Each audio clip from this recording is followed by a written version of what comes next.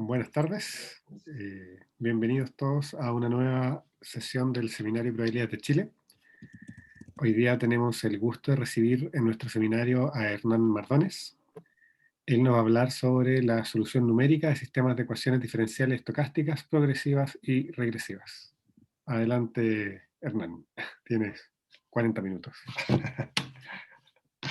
Bueno, buenas tardes a todos, muchas gracias por la invitación, muchas gracias a Héctor Olivero y también bienvenido a todos. Aquí estoy viendo, está Abelio, Santiago, Roberto, Daniel, Jacob, Felipe, está Felipe Urrutia, Yamit, Felipe Muñoz, Sebastián, Javier y Joaquín. Bueno, muy buenas tardes. Aquí estoy compartiendo pantalla con lo de mi presentación. Hoy día les voy a hablar acerca de solución numérica de sistemas de ecuaciones diferenciales estocásticas progresivas y regresivas. Bueno, la principal motivación para estudiar sistemas de ecuaciones forward-backward, como habitualmente se dice, personalmente y con quien colaboro, que es Antoine Lie, desde de INRIA y la Universidad de Lorraine en Francia, tiene que ver porque nos interesa resolver ecuaciones diferenciales parciales. Ahora, no es muy habitual hacerlo a través de ecuaciones diferenciales estocásticas porque en la práctica la fórmula de Feynman-Cach, y en el caso que hoy día les voy a comentar, que es la fórmula de Feynman-Cach no lineal, es muy costoso en la práctica. Sin embargo, lo bueno es que uno puede orientar el problema, que es netamente determinista, a través de metodologías probabilísticas.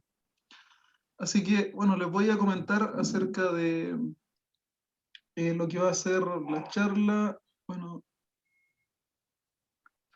primero la parte introductoria, qué es lo que es un sistema de ecuaciones forward-backward, después la ecuación de Feynman-Cach no lineal, después les voy a comentar acerca de la ecuación de Burgers viscosa, y después les voy a comentar acerca de la ecuación de Navier-Stokes incompresible. Las últimas dos ecuaciones son ecuaciones deterministas, la ecuación de Burgers viscosa y la ecuación de Navier-Stokes incompresible. Así que la idea es tratar de representarlas probabilísticamente a través de sistemas de ecuaciones progresivos-regresivos. Bueno, luego comentarles acerca de la metodología numérica. Primero me voy a concentrar en un algoritmo forward-backward para simular sistemas de ecuaciones progresivas-regresivas.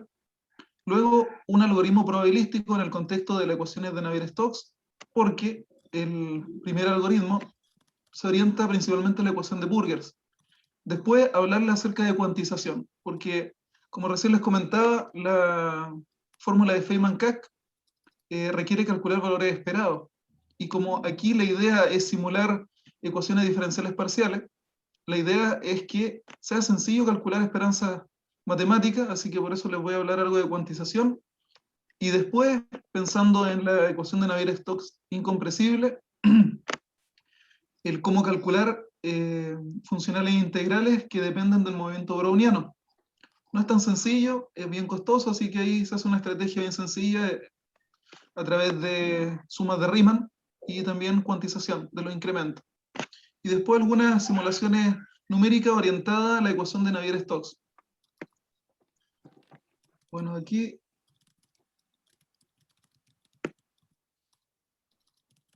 voy a comentarles primero, bueno, qué es lo que es un sistema de ecuaciones forward-backward. Voy a intentar hacer algunas anotaciones aquí sobre la pizarra. Ahí sí.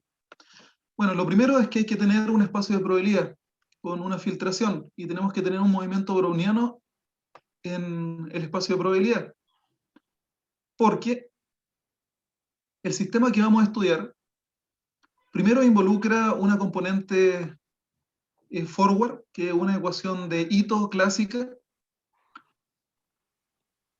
y a su vez el sistema se complementa por una ecuación backward, que es una ecuación regresiva.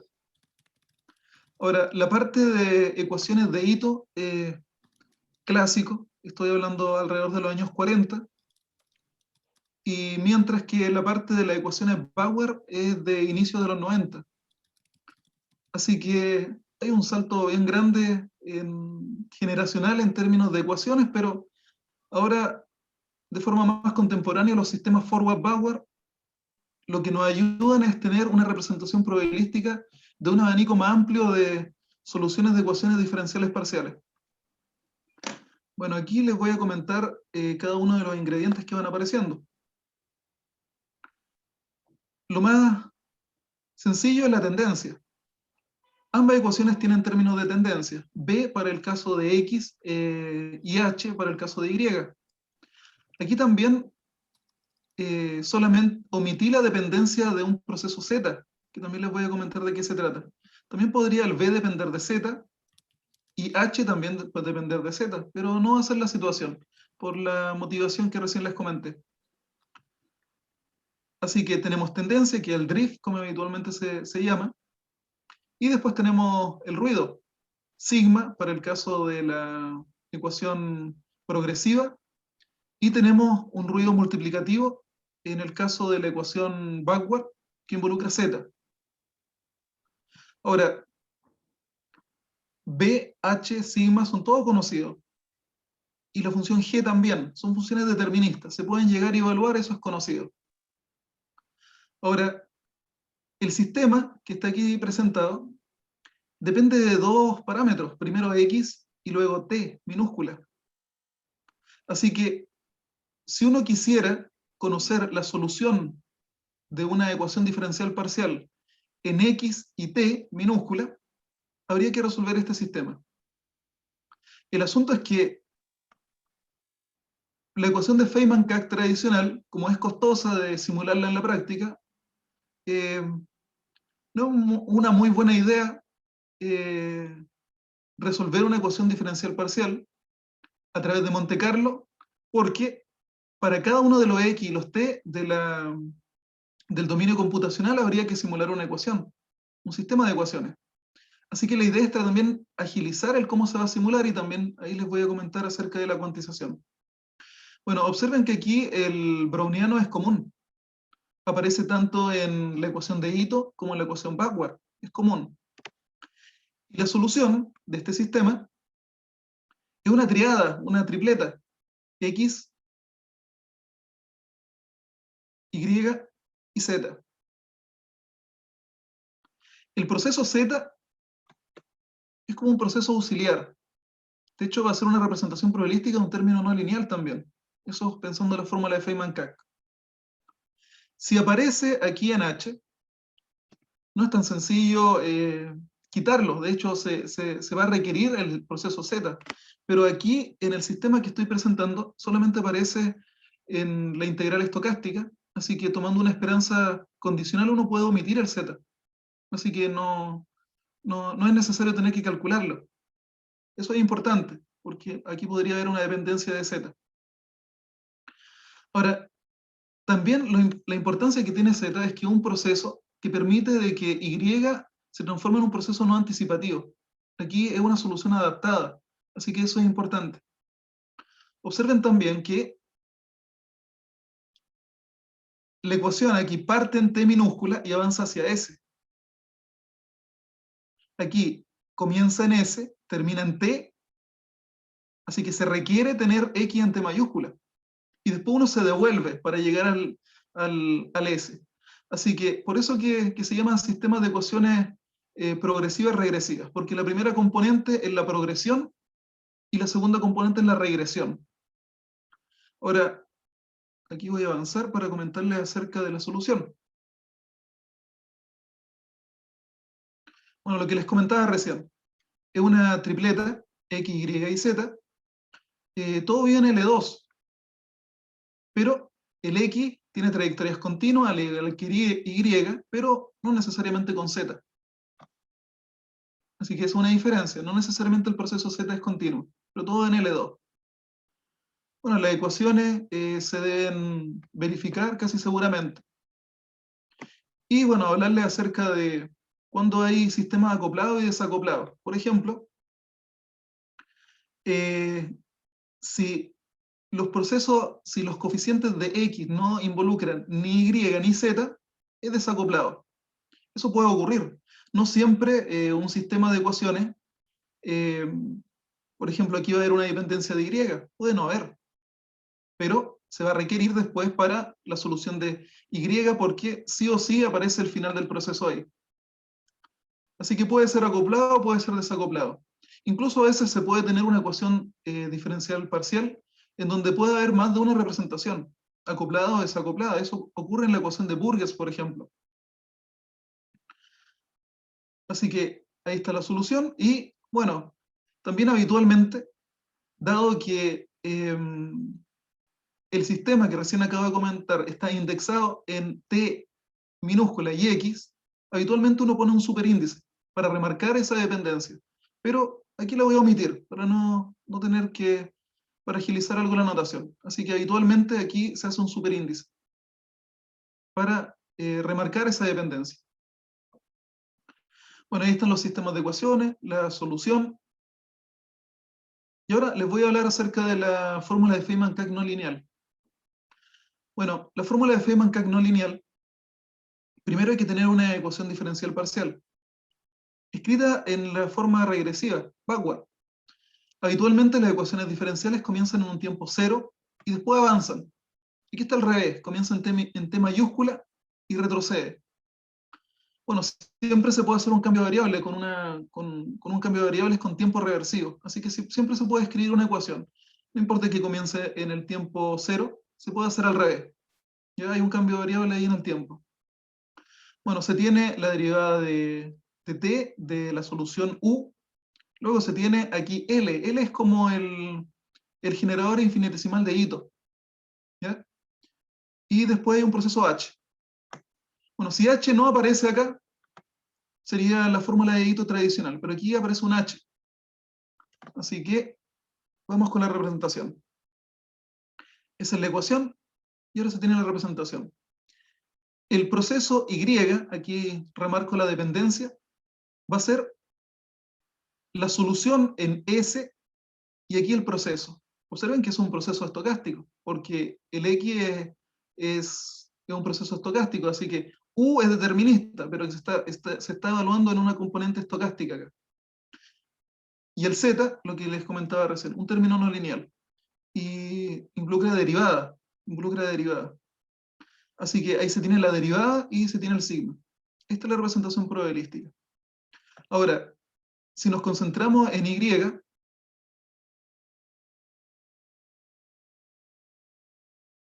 uno puede evaluar cuando S es justamente T. Así que queda eso de ahí. Aquí va a quedar T y aquí va a quedar T.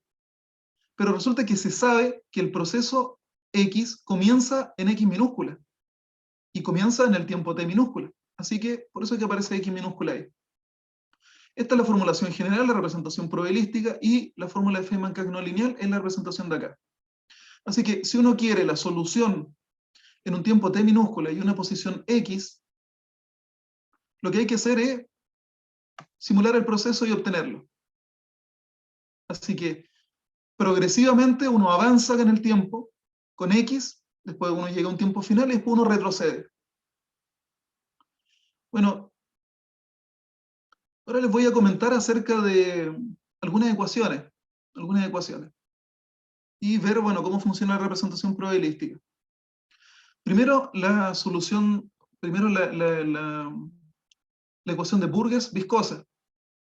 Aquí se tiene la derivada con respecto al tiempo, se tiene ahí U, producto punto con el gradiente, después se tiene el término difusivo, este es un término convectivo, y aquí se tiene una fuerza externa, y aquí se conoce la solución en un tiempo final, y se quiere simular para los tiempos anteriores. Bueno, esa ecuación tiene la representación aquí dada por el sistema 3. Es un sistema de ecuaciones forward-backward, progresivo-regresivo. Observen que tenemos el proceso X, comienza en X para el tiempo T minúscula. Avanza. Observen que el drift es directamente Y. El ruido que aparece aquí es aditivo. Es un múltiplo del browniano.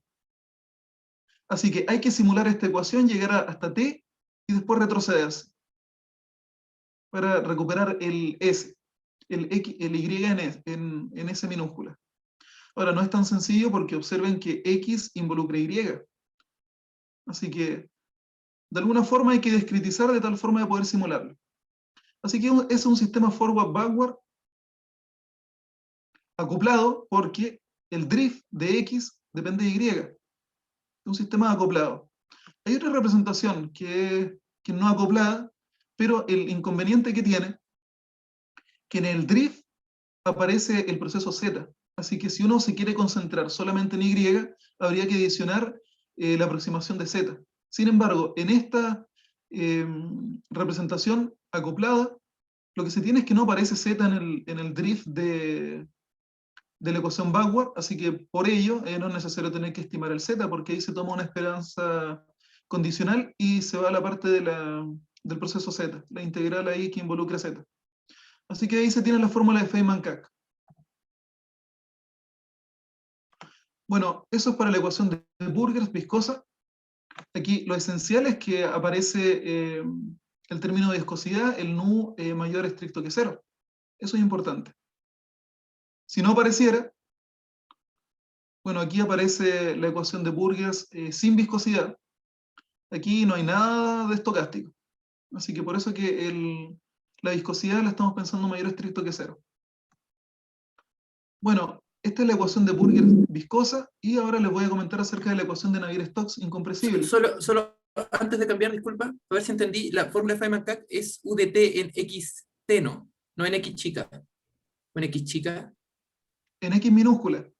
La representación probabilística es con evaluar el U en T y el proceso mayúscula, X mayúscula. Pero después con el X minúscula se recobra directamente Y. Y aquí retrocedo. Pero eso es... Ya, solo lo que no, claro, lo que no me Yo queda creo claro es que que ese Y me parecía determinista, no aleatorio, digamos, por eso me perdí. Ah, no, aquí sí, aquí es determinista. Sí, Ah, correcto. Escrito así, ya. Ahora, sí. gracias. Ahora les voy a comentar algo, más o menos cómo hacerse una idea de lo siguiente. Bueno, la ecuación de Burgers, al igual que la ecuación de Navier-Stokes, son ecuaciones que aparecen en dinámica de fluido. Aquí voy a compartir una nueva pantalla para comentarles la idea, al menos de un punto de vista más bien heurístico. Imagínense un fluido. Todo esto es un fluido. Uno quisiera saber cómo es el campo de velocidad en un punto en particular. Así que, por ejemplo, uno podría posicionar un punto en este lugar. Ahí vamos a posicionar, nos vamos a posicionar. Y luego vamos a soltar una partícula ahí. La vamos a soltar. Y vamos a ver qué ocurre. No sé, por ejemplo, soltamos la primera partícula. Aquí voy a cambiar de diferentes colores. Esta es la posición. La posición está fija. La posición está fija. Bueno, tomamos la primera partícula, la dejamos ahí. Eso sería, en el tiempo t minúscula, nos vamos a posicionar en x minúscula. Y vamos a simular el proceso de x. Hasta el tiempo t mayúscula. Así que uno deja una partícula en ese lugar y uno la suelta. Y la partícula se va a ir de acuerdo a la dinámica del fluido. Y por ejemplo va a terminar en este lugar. Eso es una partícula. Si uno vuelve a hacer exactamente lo mismo, hay viscosidad. Eso quiere decir de que no vamos a llegar al mismo lugar. Por ejemplo, otra partícula.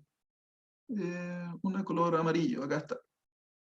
La soltamos y esa otra partícula llegó por este lugar. Y eso lo hacemos muchas veces.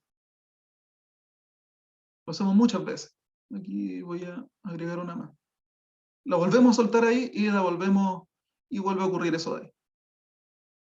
Bueno, si uno simula muchas veces el proceso X, después uno se puede hacer, y después uno lo termina, uno se puede hacer una idea de cómo es aproximadamente el campo de velocidades a partir de, entre comillas, un promedio con todas esas partículas. Claro que no es tan sencillo porque uno avanza y después la pregunta es, ¿cómo era el campo de velocidad en el tiempo inicial, en el punto del cual estábamos hablando, de tal forma que al final haya ocurrido eso de ahí? Observen que comenzamos en un punto particular. Ahí hay un campo de velocidad en el tiempo t. De hecho, esta es la solución. Aquí tenemos t y x. Esa es la fórmula de Feynman-Cach. Así que, claro, uno lo simula con x, es decir, de forma progresiva. El tiempo va hacia adelante. Y después uno tiene que volver atrás, hay que hacer un flashback, como, bueno, ¿cómo debió ser el campo de velocidad al principio para que las partículas se hayan movido de esa forma?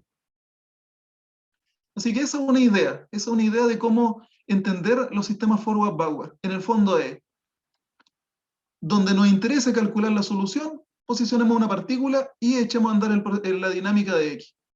Y después, donde termine, después con ello uno debería hacer, entre comillas, un promedio, y con eso uno debería hacerse una idea de cómo debería haber sido el campo de velocidad al principio. Y aquí vuelvo a la otra pantalla. Acá está. Así que el X es ir con el tiempo hacia adelante. Comienza en X minúsculo, en el tiempo T, se simula hacia adelante, y después se retrocede, y cómo debería haber sido el campo de velocidad en ese momento para haber tenido esa dinámica. Bueno, ese es el contexto de Burgers, y ahora les voy a comentar la ecuación de Navier-Stokes. Acá está. Bueno, vamos a ir por paso. La ecuación de Navier-Stokes tradicionalmente se escribe con la fórmula 4. Aquí tenemos la derivada material. Aquí tenemos el término de viscosidad, tenemos un gradiente de las presiones, tenemos la fuerza externa, y ahora la incompresibilidad. La condición de incompresibilidad y cómo es el campo de velocidad en cero. Ahora, la condición de incompresibilidad esencialmente es que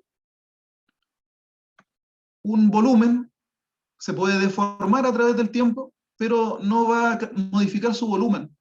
Esa es la condición de incompresibilidad. La primera ecuación son 3 ecuaciones en el fondo, porque es para cada una de las componentes de, bueno, 2 o 3, dependiendo de la dimensión. Aquí estoy pensando en dimensión 2 o 3, para las dinámicas de fluido a través de Navier-Stokes incompresible. Así que aquí hay tantas ecuaciones como componentes tenga U, mientras que acá agregamos una ecuación más. ¿Por qué? Porque ahora aparece el término de presiones, y el término de presiones también es una incógnita. Aquí en el último párrafo les comento que la dinámica de fluido, de un fluido incompresible, se entiende a partir de el campo de velocidad y el término de presiones. Un número real, un vector. Así que necesitamos D más 1 ecuaciones. Las primeras D y después una ecuación adicional. Así que tenemos derivada del tiempo, un término convectivo, término difusivo, gradiente de presiones, y ahí tenemos la ecuación. Pero lo que vamos a hacer es hacer un cambio de variable para escribirlo en el ambiente backward, es decir, comenzando en T mayúscula, no en cero. Y después tenemos que lidiar con el gradiente de presiones. Así que eso es lo que les voy a comentar ahora.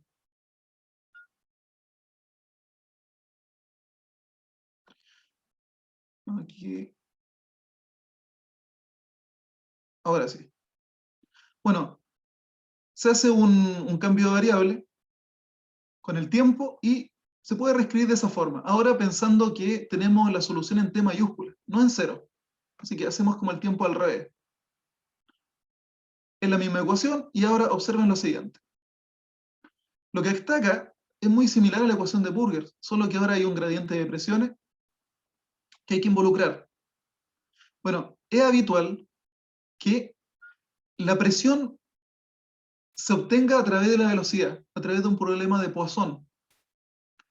Ese problema de Poisson está escrito acá, como de forma implícita. Ahí aparece el producto tensorial de la velocidad con la velocidad, divergencia, divergencia, y después aparece la solución del problema de Poisson. Así que la presión se puede obtener a través de un problema de Poisson, resolviendo un problema de Poisson auxiliar, así que está en términos de U. Ahora, no se quiere la presión, sino que se quiere el gradiente de presiones, así que ahí aparece un operador. Y aparece, pero lo bueno es que ahora aparece todo en términos de U. Bueno, justamente involucrar ese término, vamos a involucrar la condición de incompresibilidad y la presión. Así que, bueno, aquí estamos asumiendo que F divergencia cero. Así que se puede reescribir de esa forma. Ahí también hay cierto contexto para poder hacerlo de esa forma, pero vamos a suponer que lo podemos hacer así. Esencialmente, condición de incompresibilidad y gradiente de presiones, ahora a través de resolver un problema de Poisson auxiliar en términos de U. Así que bueno, se puede reescribir de esa forma, y ahora esto luce más parecido a la ecuación de Burger, salvo el término de acá. Salvo el término de acá. Aquí, ¿qué ocurre? Que ahora hay una especie de fórmula de Green, en donde se puede resolver el problema de Poisson. Y esa fórmula se utiliza para tener una estimación del gradiente de presiones. Eso en el fondo es como resolver el problema de Poisson a través de una expresión probabilística. Ahora, esa expresión involucra integral desde 0 hasta infinito.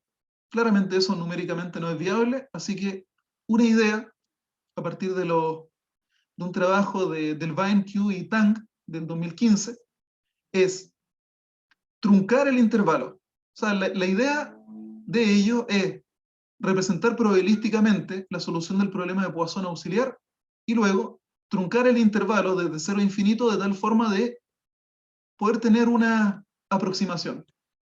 Es un artículo bastante con bastantes detalles, y entre ellos lo importante es que ellos incluso hacen un estudio.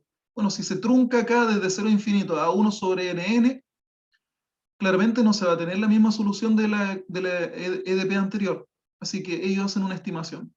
Y lo bueno es que ahora se lleva la ecuación de Navier-Stokes incompresible al ambiente de sistemas forward-backward. Así que ahora les voy a comentar de qué se trata.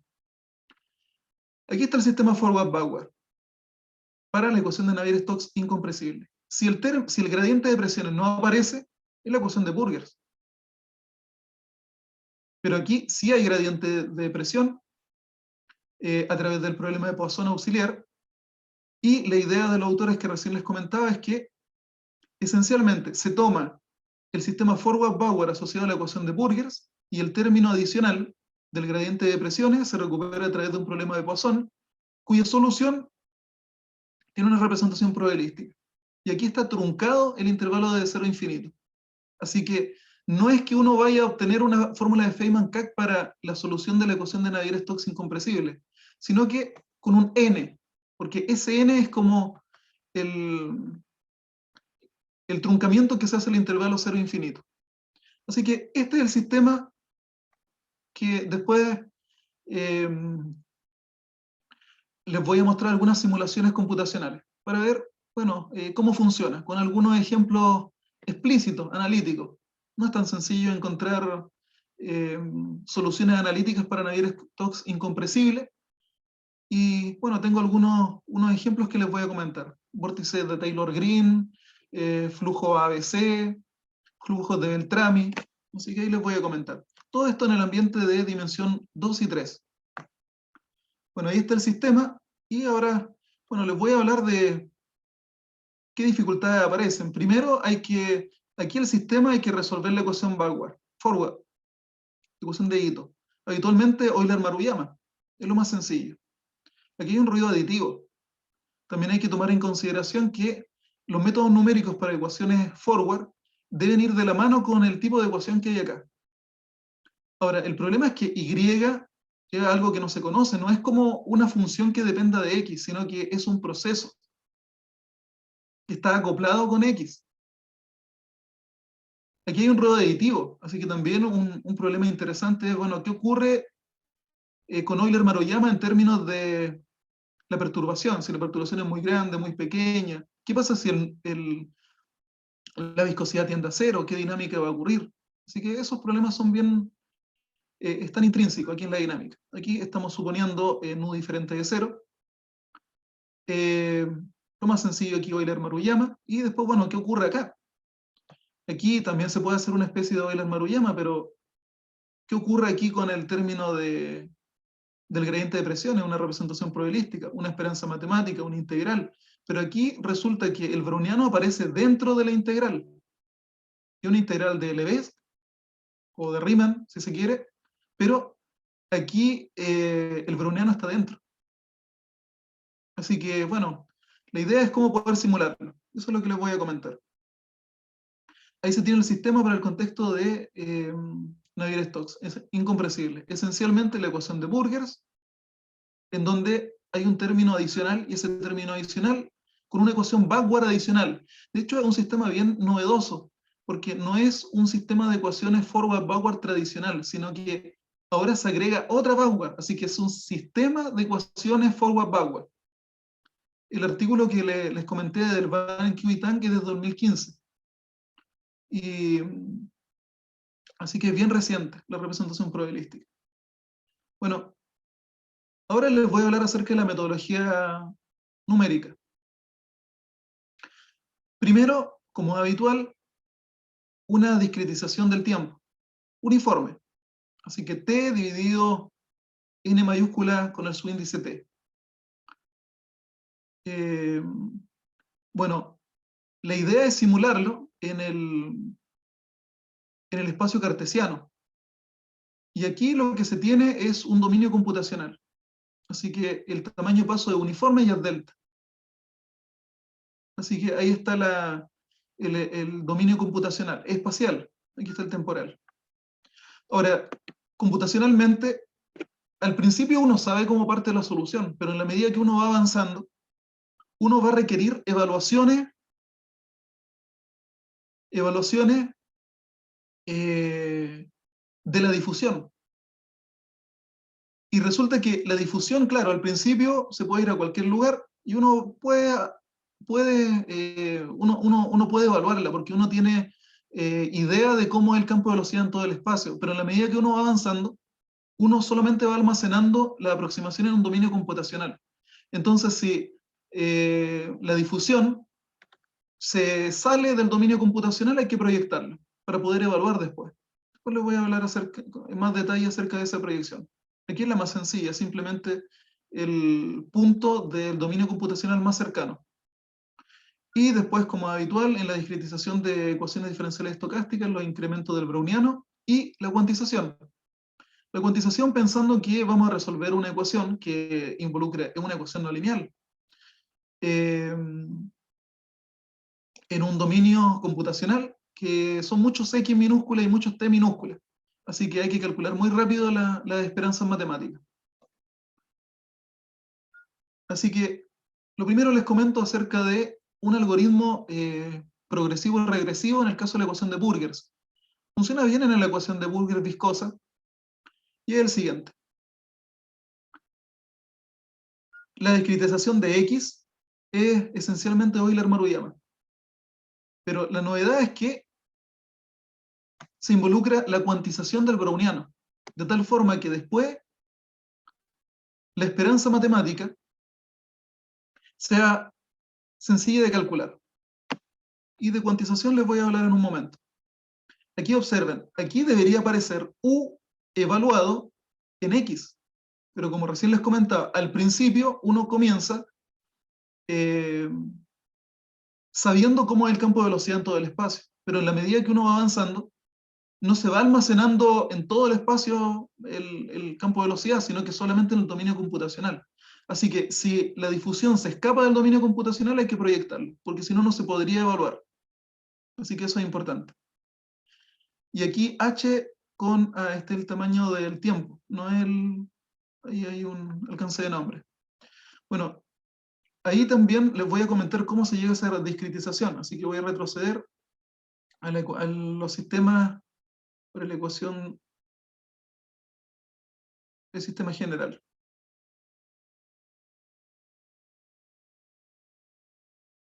Acá está el sistema general. Así que uno conoce cómo es la solución en T mayúscula y para cualquier X. Para cualquier X. Y eso justamente es el proceso en el tiempo final. Ahí se conoce. Ahora, el sistema es para S. Y S puede ser cualquier número que esté ahí. Cualquiera. Pero estratégicamente uno escribe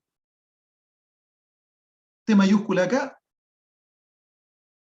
A ver, esperen. El S arriba se elegiría T mayúscula. Y abajo se elegiría T minúscula. Para que las integrales queden exactamente iguales, en el mismo tiempo. ¿Ya? Ahora les voy a comentar acerca de la discretización. ¿Cómo se llega a lo que recién les comentaba? Bueno, lo primero es tomar la ecuación que aparece ahí, pero vamos a pensar lo siguiente. X, y vamos a tomar T mayúscula. Vamos a tomar X minúscula. Vamos a tomar la integral desde T minúscula hasta T mayúscula. Aquí aparece el drift, que depende de R, XR, YR, DR. Más, ahí me faltó espacio, desde T minúscula hacia T mayúscula, y aquí aparece sigma evaluado en lo mismo, R, XR, YR.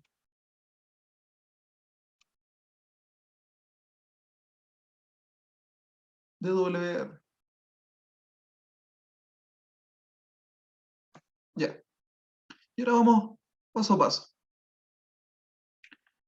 Desde el XT, y aquí tenemos T mayúscula. Conocemos como el campo de velocidad en T mayúscula. Pero aquí es muy exagerado llegar y saltar hasta el T minúscula. Así que lo que vamos a saltar es hasta T menos H.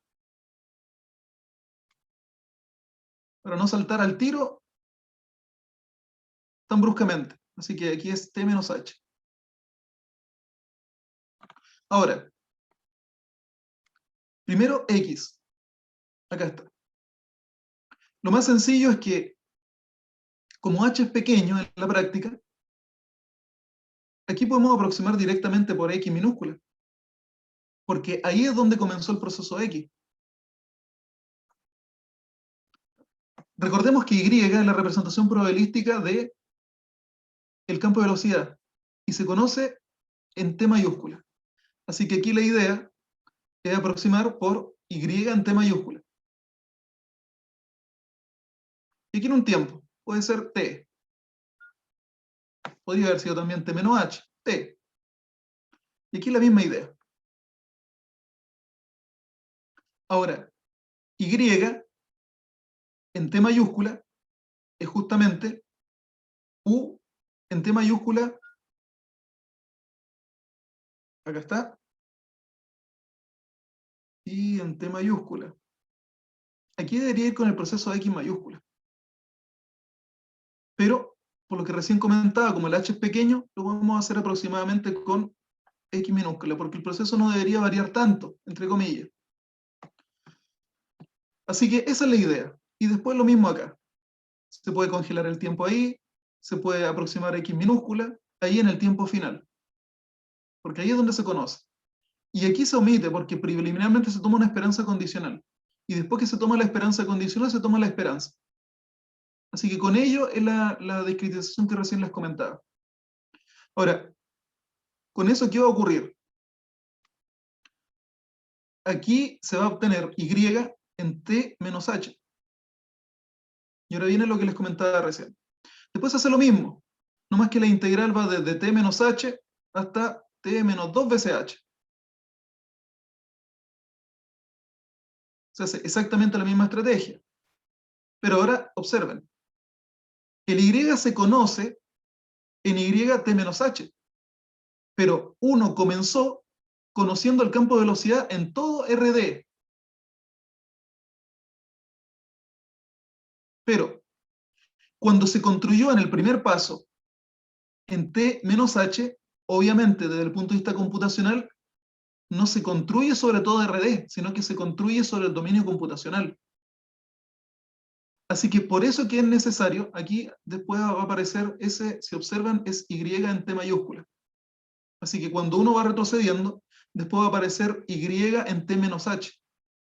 Y y en t menos h no se conoce en todo RD, sino que se va a conocer solamente en un dominio computacional. Así que cuando se requiera evaluar, ahí se va a tener que proyectar primero la difusión, de tal forma de poder recuperar la aproximación. Bueno, esos son los ingredientes, a grandes rasgos, desde el punto de vista de discretización. Euler-Maruyama, y después ir avanzando. Tiempo final, y uno sucesivamente va retrocediendo. No directamente, porque si no la estimación no sería buena. Bueno, y lo importante, al principio se tiene la solución sobre todo RD, pero después cuando se va avanzando, se va almacenando solamente en un dominio computacional. Así que por eso se requiere el proyector. Bueno, eso es esencialmente la discretización, que recién les estaba comentando aquí con el algoritmo para la ecuación de Burger-Piscosa. Ahí está. Lo mismo que recién les comentaba. Y claro, como uno comienza, aquí está, se conoce en el tiempo final, se conoce en todo RD. Aquí podría ir RD. Pero después uno dice 0. Cuando es 0 acá,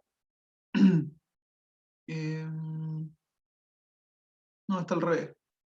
Ahí está. Entonces uno retrocede de t mayúscula a t menos h. Después a t menos 2h y así hasta llegar a 0.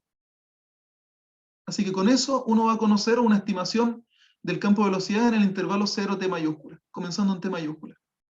Y en el paso hacia atrás se va almacenando la solución a un dominio computacional. Así que por eso es que se tiene que proyectar. Observen que al final, si por ejemplo se elige t mayúscula ahí, el u barra en t mayúscula se conoce en todo RD. No hay problema. Pero después, cuando se requiere evaluar u barra en t menos h, ahí ya no se conoce en todo el espacio. Así que por eso que se proyecta. Porque la difusión es aleatoria, entonces puede irse a cualquier lado, no hay garantía de que caiga dentro del dominio computacional, así que por eso se debe proyectar. Y todo el resto, lo que les comenté recién. Y aquí aparece cuantización, también les voy a comentar. Bueno, así que ahí está esencialmente la discretización en el contexto de la ecuación de Burgers. Y la idea es tratar de adaptar esta metodología pero en el contexto de Navier-Stokes. Bueno, el algoritmo propuesto por Delvain, Q y Tang es un algoritmo que no dice en realidad cómo poder discretizar algunas partes, como por ejemplo, aquí se ocupa Euler-Maruyama, lo mismo de recién. Pero el problema está en esa integral, porque esa integral, esperanza matemática, la integral, y aquí los brownianos van dentro. Y aquí está después cómo recuperar la solución, aparece esperanza matemática. Lo habitual sería hacerlo con Monte Carlo, porque aparecen, uno discretiza estas integrales y aparecen incrementos de browniano. Los incrementos son independientes, así que son realizaciones independientes. Pero aquí son 3 brownianos. Son 3 brownianos. Así que es costoso. Así que la idea es cuantizar todo. Todos los incrementos se cuantizan.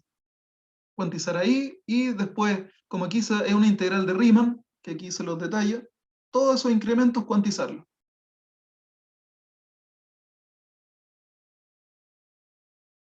Aquí está. Es el término, así que está la suma de Riemann, esperanza matemática, suma de Riemann. y después todos los incrementos se cuantizan. Así que esa esperanza matemática va a ser explícita. Y ahora les voy a hablar de cuantización, porque es la parte esencial. Bueno, cuantización, uno tiene una variable aleatoria. Una variable aleatoria a valores en Rm. La cuantización es otra variable aleatoria, solo que asume valores en un conjunto discreto, no en todo RD.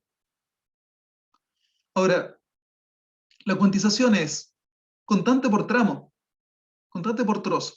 Hay una partición del espacio y constante. Así que se tienen los conjuntos C, que son una partición de Rm, y se tienen esos números B sub I, que son las constantes. Ahora, después hay que ver, bueno, cuáles son los conjuntos adecuados y cuáles son los valores adecuados. Pero, si se tiene la esperanza de una función que depende de la variable aleatoria, eso se puede aproximar cuantizando la variable aleatoria. Y una vez que se cuantiza, como la variable aleatoria de este estilo, se puede calcular explícitamente. Eso es importante. El asunto es cómo mejorar esa aproximación. Observen que el error tiene que ver con ese error. Es un error en L2. En L2 de la variable aleatoria original en términos de la cuantización. Y después ese error tiene explícitamente esa parte de ahí. Y ahora viene la parte de, bueno, cómo encontrar el mejor cuantizador. Y eso es cuantización optimal. La idea es la siguiente. La partición del espacio es una partición de Voronoi. Constante en cada una de esas partes del espacio. Ahora la pregunta es, ¿cuáles son esas constantes?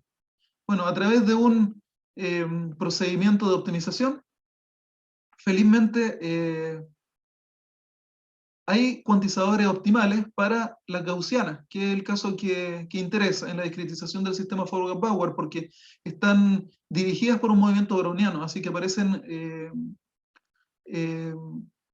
gaussianas. Así que en ese contexto, felizmente, se calcula de forma optimal. ¿Eso qué significa?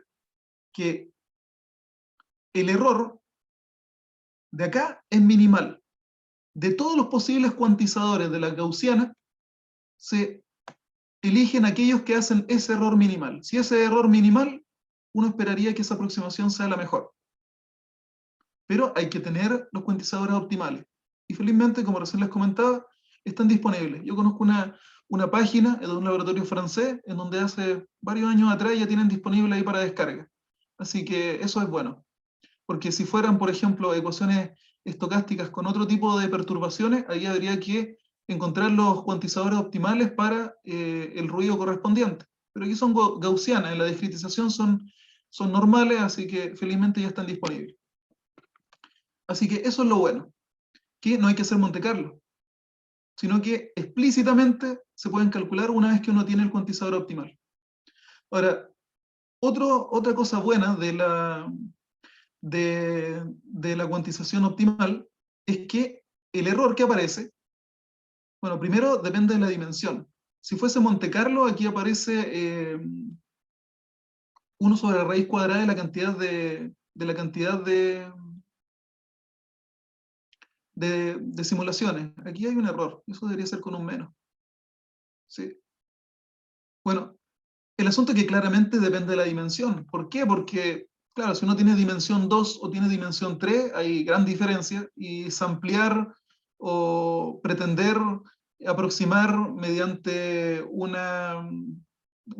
cuantizador con pocos nodos, R2 no es lo mismo que con R3, así que claramente el error depende de la dimensión. Aquí estamos pensando en browniano m-dimensional. Pero lo bueno es que esta estimación es para cualquier Q. Aquí Q es el número de nodos de la versión discreta de la gaussiana. No es asintótica. No es como Monte Carlo cuando uno simula, que ahí la estimación es asintótica. Es decir, en la medida que la aproximación, el número de realizaciones tiende a infinito, se tiene. Pero aquí no. Es con Q, explícitamente. No es necesario que el Q sea suficientemente grande. Así que en la práctica se traduce que uno puede aproximar el incremento de la gaussiana solamente con poquitos nodos de cuantización. Así que eso a grandes rasgos es cuantización. Aquí también cito los autores Payés y Printemps por lo de cuantización optimal en el causado gaussiano, y después también ahí también tengo citado la página si alguien está interesado en trabajar con cuantización optimal, porque ya están calculados. Ahí está la integral que depende de lo browniano, la idea más sencilla. Simplemente suma de Riemann y todo lo que tiene que ver con incremento de browniano, reemplazarlo por la versión cuantizada, porque son gaussianas y se puede reemplazar. Bueno, ahora les presento un algoritmo que trabajamos con Antoine Lillet, orientado al caso de Navier-Stokes. Bueno, la representación probabilística funciona en todo el espacio cartesiano. Y nosotros lo hemos testeado para soluciones que son espacialmente periódicas. Así que 0, 2pi a la d. Son cubos. Cubo en d igual 2, perdón, cuadrado o cubo. Y espacialmente periódico. Así que eso es bueno porque si no fuese espacialmente periódico, habría que truncar la solución, ahí hay más que hacer, porque la difusión se puede ir a cualquier parte. Aquí, bueno, es lo mismo lo que les comentaba. Tenemos que proyectar sobre el dominio computacional porque no podemos evaluar en cualquier punto. Aquí está la cuantización del incremento. Esto de acá es Euler-Maruyama, y el ingrediente adicional es, bueno, cómo lidiar con la ecuación backward adicional para el problema de Poisson, para recuperar el gradiente de presiones a través de la velocidad. Y ahí está. Suma de Riemann y todo lo que tiene que ver con incremento de browniano, todo cuantizado.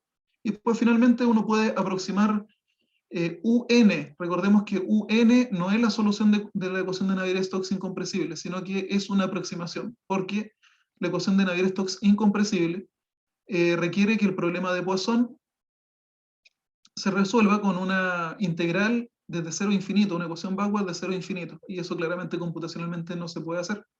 Así que aquí se obtiene una aproximación de UN. Ahora, también razón de convergencia es un problema abierto. Es un problema abierto, porque al menos nosotros comenzamos a desarrollar diferentes ideas. Si cuantización es lo mejor, ¿qué pasa si se hace Monte Carlo? Más costoso. Más costoso, hay que hacer más simulaciones. Cuantización nos convencimos de que es una buena idea. Muy pocos nodos. Estoy hablando de 10, no más de 10 puntos de cuantización. Si fuese Monte Carlo, tradicionalmente son miles, incluso millones. Y si quiere hacer sobre cada uno de los puntos del dominio computacional, serían muchas realizaciones. Eso claramente no es eficiente para nada. Y es una de las razones por las cuales en general Feynman-Cake no se utiliza para simular ecuaciones diferenciales parciales, porque es muy costoso en la práctica. Son muchas esperanzas matemáticas. Pero aquí felizmente tenemos disponible la cuantización para la gaussiana. Aquí tenemos Euler-Maruyama. También, bueno, las ecuaciones de Ito, las ecuaciones forward, son todo un mundo. Hay muchos esquemas. Así que también ahí una idea es, bueno, ¿qué ocurre si no es Euler-Maruyama? ¿Con qué más se puede lidiar? Pero aquí no es una forward sola, sino que es conjunto con una ecuación backward. Así que también ahí la discretización. Aquí aparece X minúscula, pero debería aparecer X mayúscula.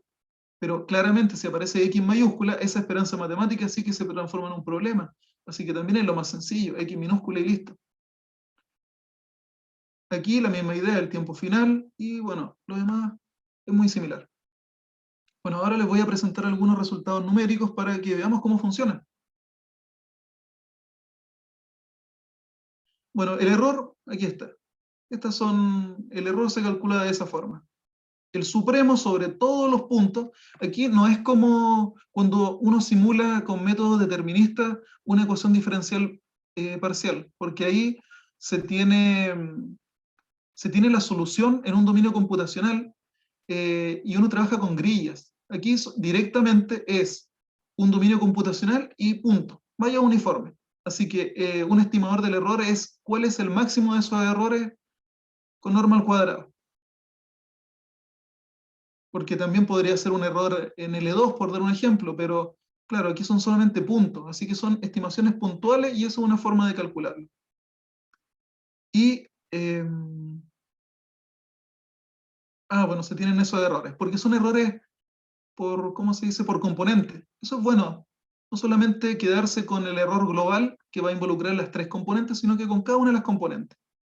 Bueno, esas son formas de normas al cuadrado, de las diferencias.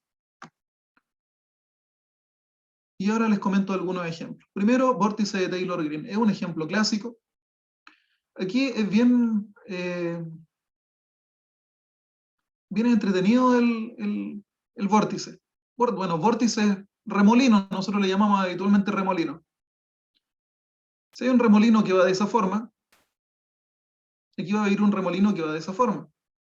Aquí va a ir un remolino que va de esa forma, y aquí va a ir un remolino de esa forma. Y aquí estamos pensando un cuadrado de lado 2pi. Y eso se replica a todo el espacio cartesiano. Así que nos concentramos solamente en ese lugar y después por periodicidad uno puede lidiar si es que ocurre de que una difusión se escapa de ese dominio de ahí. Y claramente hay que proyectar. Así que uniforme. Punto en este lugar.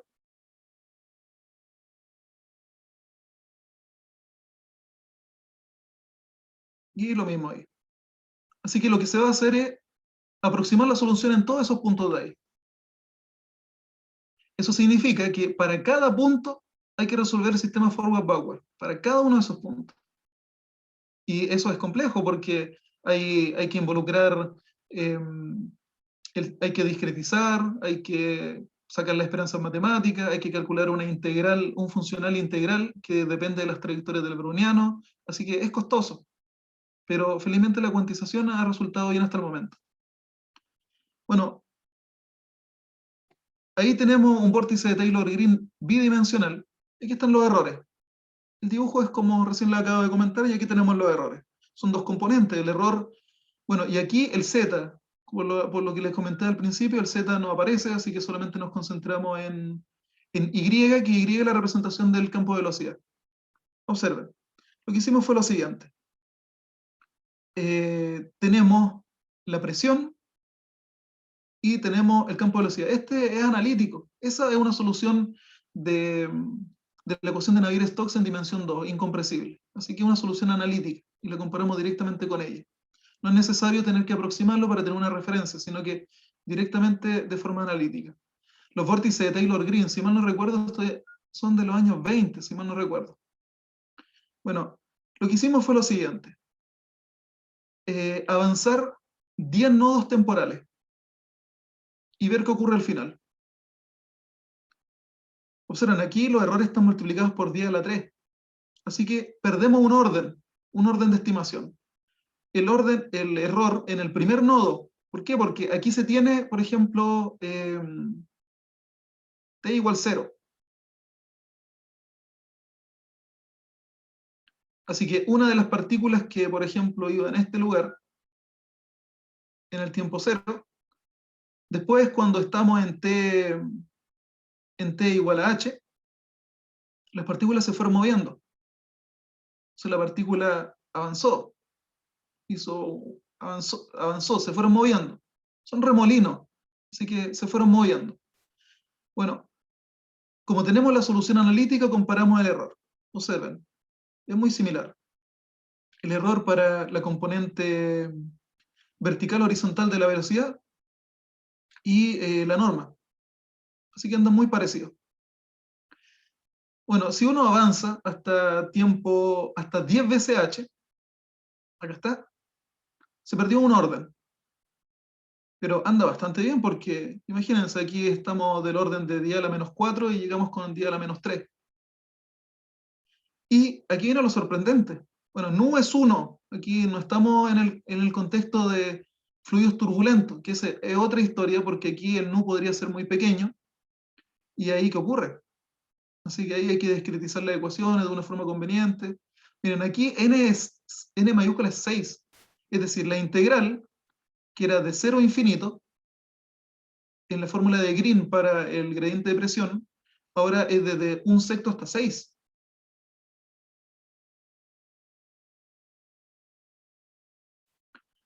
Bueno, aquí está 1/40, el tamaño de paso espacial, y aquí está el delta espacio, perdón, el tiempo y el espacio. Y miren la cuantización, solamente 6 puntos de cuantización. Si hubiera sido Monte Carlo, probablemente ahí sería, por dar un ejemplo, 100.000 para cada uno de los puntos. Y la suma de Riemann solamente 18 subintervalos. Acá también hay un detalle, que en el algoritmo que yo les presenté para la ecuación de Burgers, el delta tiene que ser menor que el h. ¿Por qué? A ver aquí, porque esencialmente es lo siguiente. El x, el proceso x, comienza en x minúscula y se mueve a algún lugar. Aquí aparece multiplicado por h y aquí hay algo multiplicado por raíz de h. Aquí va la parte del browniano y aquí va parte del drift. Así que el orden con el cual se mueve es orden h. Y después recordemos que el proceso x se debe proyectar sobre el dominio espacial. El asunto es que el h debe ser más pequeño, porque como x mayúscula se va a mover a partir de x minúscula con orden h, si el delta no fuese menor que h, el proyector no va a lograr ver la diferencia y va a proyectar al mismo x minúscula. Así que eso es importante, de que el espacio, la discretización espacial debe ser menor que la discretización temporal, de tal forma que el proyector logre ver la diferencia en el movimiento de la difusión. Eso es muy importante, es clave. Ahora, también uno puede compararlo con qué ocurre con métodos numéricos deterministas. Ahí habitualmente aparecen condiciones CFL, así que eso puede ser una ventaja. La relación entre la discretización espacial y temporal, que es necesaria por lo que les comentaba recién. Lo del proyector y el orden con el cual se mueve, se perturba el X minúscula. Bueno, así que aquí la difusión es 1, la viscosidad, y ahí tenemos el vórtice de Taylor-Gliwick. Y ahora les voy a presentar algunas simulaciones en el contexto tridimensional. Recordemos que la representación probabilística con sistema forward-backward para Navier-Stokes incompresible funciona en dimensión 2 y 3. Bueno, flujo de Beltrami.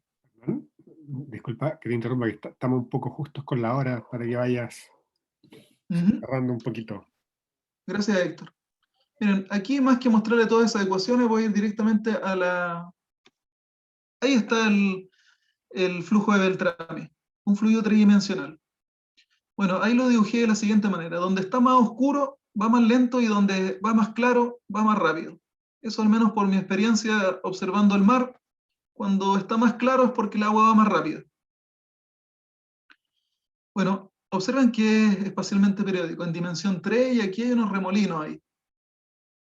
Y lo que están ahí con esos conos son la velocidad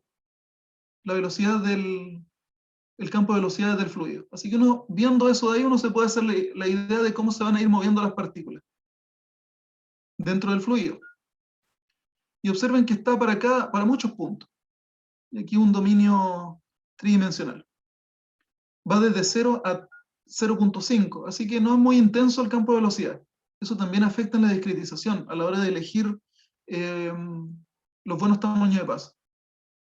Aquí está la tabla. Ahora solamente partimos en orden 3 y perdimos una orden. Y ahora se hace más costoso. Bueno, aquí lo hice con viscosidad 0.1. Bueno, esto tiene que ver con la intensidad. Eso tiene que ver con la forma que tiene el campo de velocidad original. Hasta tiempo t mayúscula igual 2.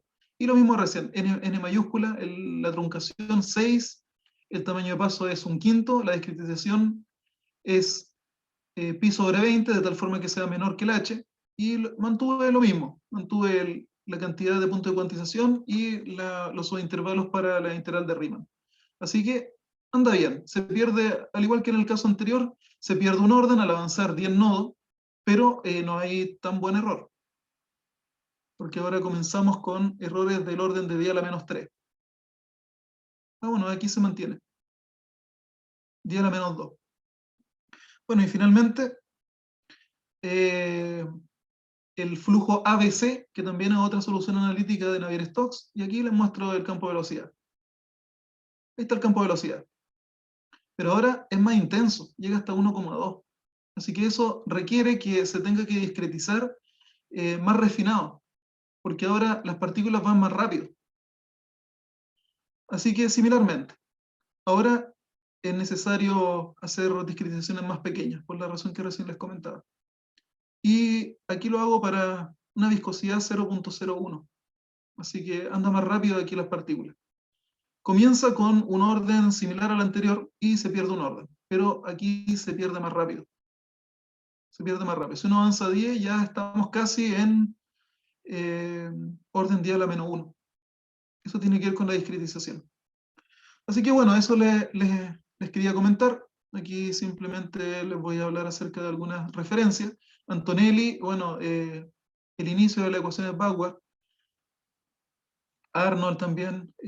Aquí las soluciones analíticas que busqué, la ecuación de Burgers, los fluidos del ABC, Chorin, que de ahí tomé el vórtice Taylor-Green bidimensional de los años 60, que ya estaba aproximando.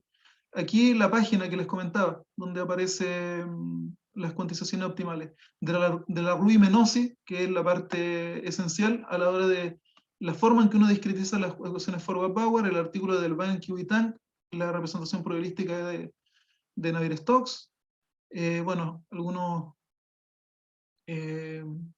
artículos clásicos, el de Feynman, aquí lo de cuantización, un libro, CAC, el artículo que les comentaba con Antoine, más acerca de Forward Bauer, si ustedes están interesados, ahí también está mi tesis doctoral. Navier, ahí está también la parte de la cuantización optimal.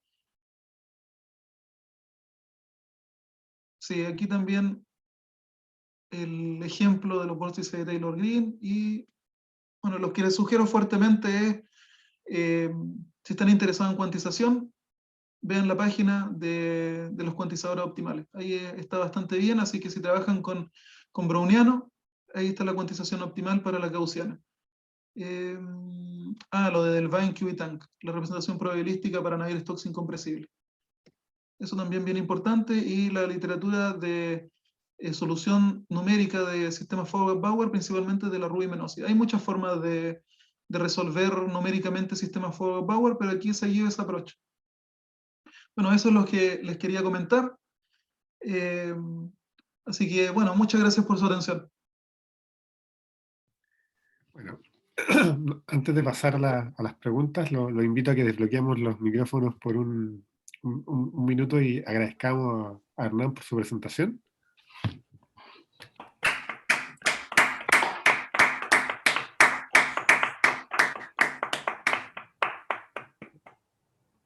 Bueno, ¿hay alguna pregunta? Está abierta la sesión de preguntas ahora.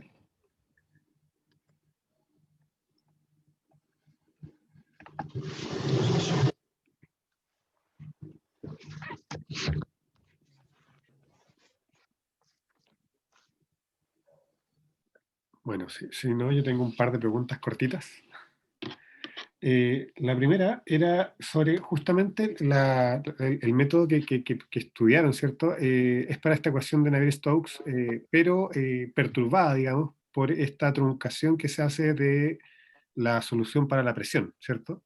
En esta integral. Tú decías que está estudiada la convergencia digamos, de esa presión modificada a la presión original.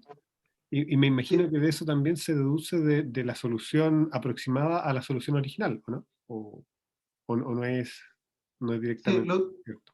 claro, lo que está estudiado es un orden de convergencia que tiene que ver con ese parámetro de truncamiento, de truncación. Eso está estudiado. Pero una vez que uno tiene el sistema Forward-Bauer, la razón de convergencia para la metodología numérica, eso no está estudiada. Ahora, por desigualdad triangular, uno puede hacer, claro, el U original menos el U aproximado con la metodología que acabo de comentar. Entonces uno suma y resta el UN.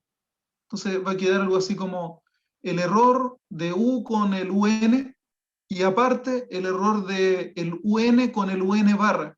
Eso no está estudiado. Perfecto. Y lo otro que me llamó la atención de que en el fondo se va perdiendo precisión a medida que pasa el tiempo, lo que igual es más o menos esperable porque los errores tendrán que hacer. Pero ustedes vieron en sus simulaciones si al tomar, porque el n que toman igual es súper chico, o sea, si uno lo piensa, tomar n igual a 6, como eso, bien sorprendente, que funcione también, pero a lo mejor al tomar n más grande, si se mantiene más tiempo el error en el mismo orden de magnitud o no hay una diferencia sustancial en eso. O sea, este error que está creciendo a lo mejor no viene de ahí, esa es mi pregunta. Sí, bueno, lo primero es que las simulaciones más costosas son como 2 semanas corriendo en un servidor con hartos procesadores. Y así que por eso también manejamos los tiempos. Depende de hartos factores porque también está la intensidad del campo de velocidad. Si el campo es muy intenso, las partículas van a andar muy rápido, entonces uno tiene que ir paso a paso muy lento con el tiempo. Y eso que hace que sea más costoso. Así que por un lado manejamos la amplitud del campo de velocidad y en ese caso el n igual a 6 anduvo bien. Ahora, claro, si se aumenta, también recuerdo que no vimos tanta diferencia. No vimos tanta diferencia. Lo que sí juega un rol importante es la discretización, el dominio computacional, el H y el delta. Eso sí es bien vital y va de la mano con lo que comentaba, la intensidad de la velocidad. Lo que no hemos hecho y que también ahí hemos estado comentando es acerca de, bueno, ¿qué ocurre con ese nu? ¿Qué ocurre cuando el nu es muy pequeño? Ahí solamente lo hice hasta 0.01.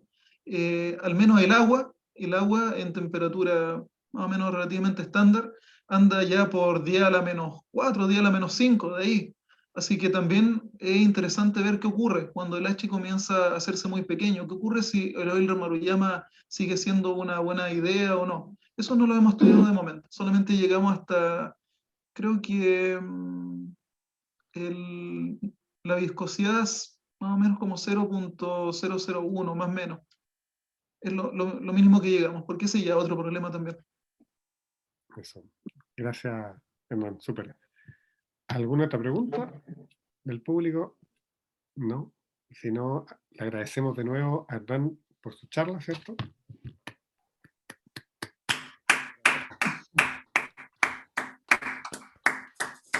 Con esto cerraríamos la sesión del seminario de hoy. Nos vemos en 2 semanas más. Que tengan toda una buena tarde. Muchas gracias por venir. Ahora voy a cortar la